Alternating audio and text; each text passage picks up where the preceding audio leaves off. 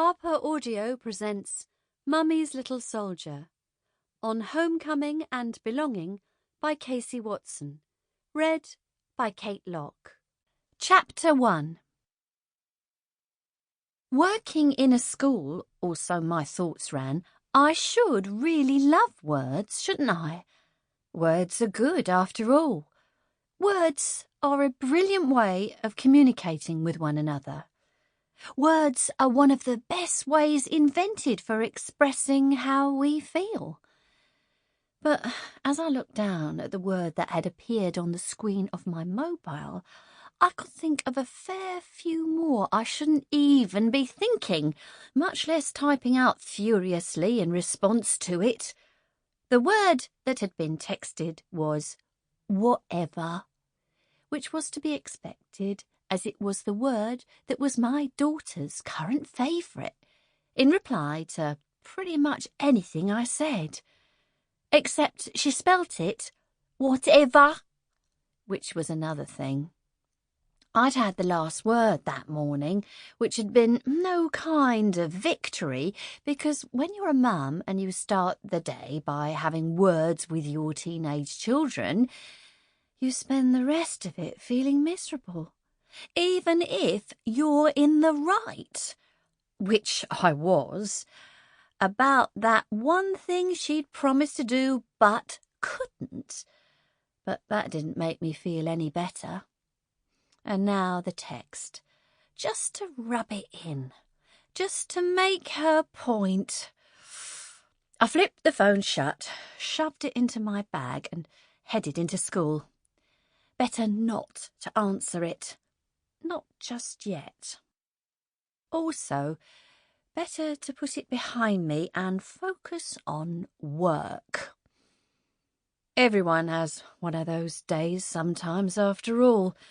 But there are some days that you really don't want to be one of those days, aren't there? The first day of term being one of them. Which would have been the case anyway. First days of term tend to be complicated at the best of times, but it seemed that today I wasn't even going to be allowed the luxury of licking my wounds a bit while easing into it. "Ah, Casey," Julia Stiles called, marching down the corridor towards me, bristling with efficiency and thick manila files. "Brilliant! You've saved me a journey." Julia Stiles was the school SENCO, or Special Educational Needs Coordinator, and it was her job to oversee everything special needs related. It was also her job, in conjunction with the other relevant senior staff, to act as gatekeeper of where I worked, the school's behavioural unit. "I have?" I asked her, as we reached each other, wondering why she'd been in search of me anyway.